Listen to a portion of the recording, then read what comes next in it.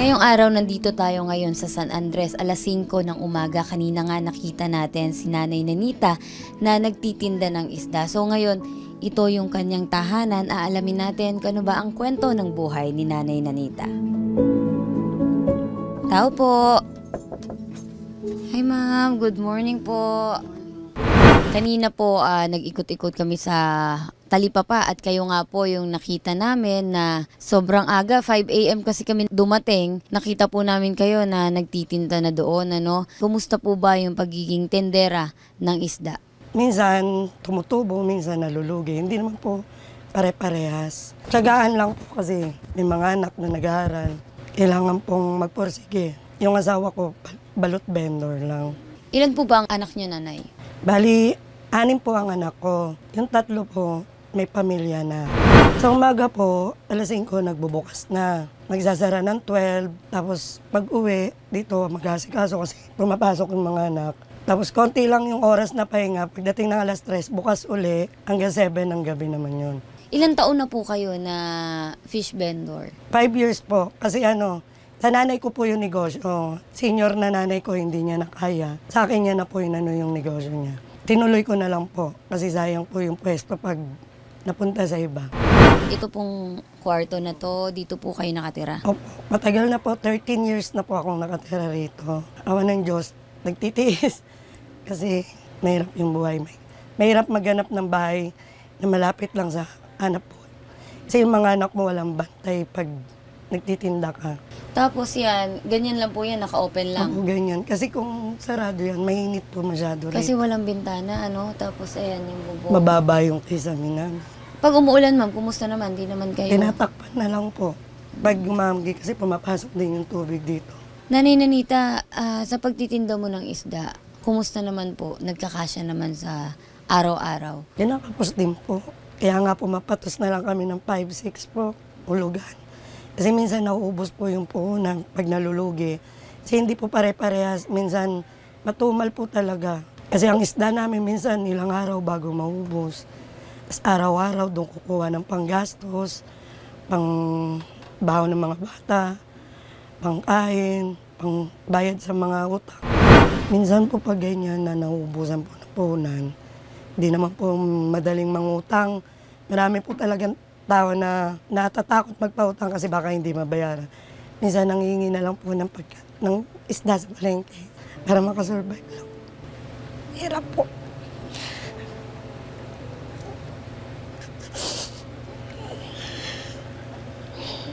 Nakakanulong po. Kasi yung mga anak ko sa una, hindi ko matulungan kasi kapos din po.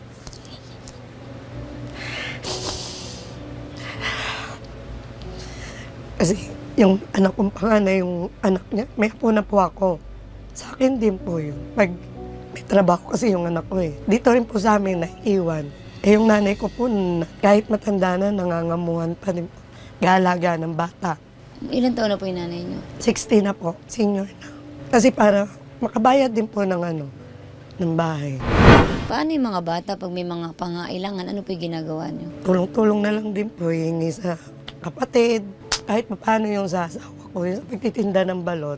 Siya naman po yung nagpo-provide para sa mga anak ko. Parang kumbaga yung sa pagtitinda namin, pang lang din po dito sa bahay. Paggastos lang. Opo. Saka nag-uupa po kayo dito? Opo. Magkano po ang upa niyo dito? Bali 2K po. Tapos pang Pa po yung kuryente, tubig. Ano yung ginagawa niyo, ma'am, ngayon? Ano diskarte? Minsan ginagawa yung isda mo pag hindi na sa palengke, online mo. Pinopost mo na lang sa FB para may umorder sa'yo. Nakakabenta naman po kayo. Yung mga, halimbawa, natatamad silang mamalengke kasi mainit. Ayun po, nag-ano ka na lang, pinopost mo, tapos o-order na lang, ihatid mo na lang. Dinideliver niyo po mismo? Ganun. Pinutos ko po sa asawa ko. Ma'am, ngayon, magpapasko na yung mga bata. May mga pamasko na ba? Wala pa nga po eh. Wala pa po. Mag-iipon pa. Tatapusin pa yung mga utang para makarenew ulit para mabila ng mga ganun. Tuwing Pasko, ma'am, anong ginagawa niyo dito? Nung nakaraan, okay naman po. Ngayon, parang ngayon taon po, sobrang bigat sa amin. Tapos ng pandemic, parang lalong mas umirap. Buti pa nga po nung pandemic, ayos yung kita namin eh. Nung lumuwag na yung wala na, Parang yung tao ayaw nang mamili. Parang nasanay na lang po sila na bumili ng luto na.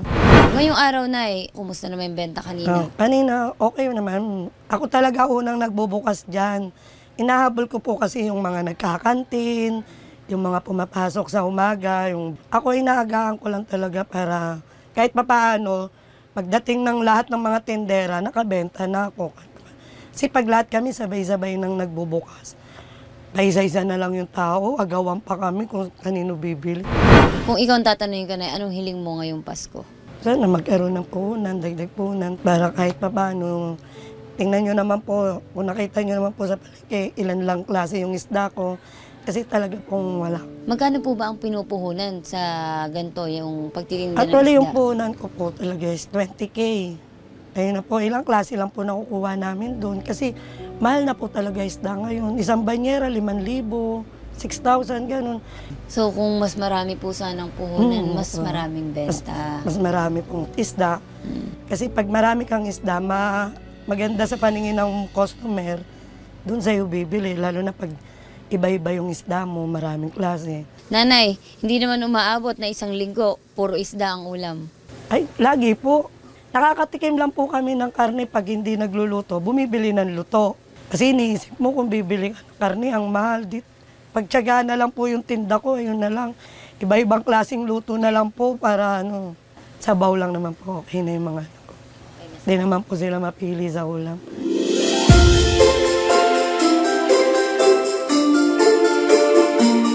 So ngayon dadali na natin itong pamaskong handog na galing kay Sen Rafi. So kanina, walang kaalam-alam si nanay. Ang alam lang niya, in-interview natin siya tungkol sa kanyang pagtitinda ng isda. So mula dito, ang bahay ni nanay, dyan. So pang 3rd floor. So akyatin natin.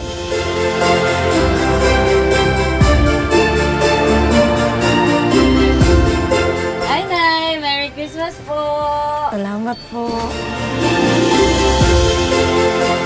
So nanay, kanina in-interview ka namin. In-expect mo ba na may ganito ka matatanggap? Wala po. Okay, so ito po, galing po ito kay Idol Rafi dahil magpapasko na at syempre po nakita niya at nabanggit nyo na matumal yung pagtitinda niyo ng isda. Gusto lang niya is magkaroon kayo ng magandang Pasko, may Noche Buena, sama-sama dito sa bahay. Ayan, gising na yung mga baby. Kanina tulog kayo eh. May binigay si Idol Rafi sa inyo ha, pang Noche Buena, pamasko. Thank you po. Thank you po. Sobrang saya po. Nakakaiyak na kahit pa paano, hindi na kami nang hayahanda namin sa Pasko. Siguro po kahit hanggang New Year, abot na to. Masaya po kasi po biyara lang po mangyari itong ganitong pagkakataon na bigyan po kami ng mga ganyan, bigas, biyaya. Maraming salamat po una-una sa Panginoon, pangalawa po kay Idol Rafi Tulfo. Nanay, syempre hindi po dyan nagtatapos yung tulong ni Idol Rafi. So, eto po agad-agad naman, nagpadala po si Idol. 40,000 pesos po ito, Nay, ha? Thank you po. Tanggapin mo, Nay. Thank you po. Malaking tulong po. Kahit po salamat. Kasi po, biyaya lang po din po kami makaganyan na ng pera. So, maraming po salamat. Masaya na po yung Pasko namin ngayon. Thank you po.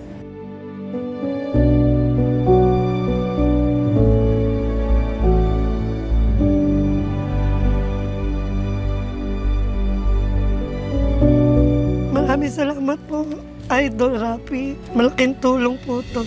May puhunan na po ako. May pambili na pong pamasko yung mga anak ko. Thank you po talaga.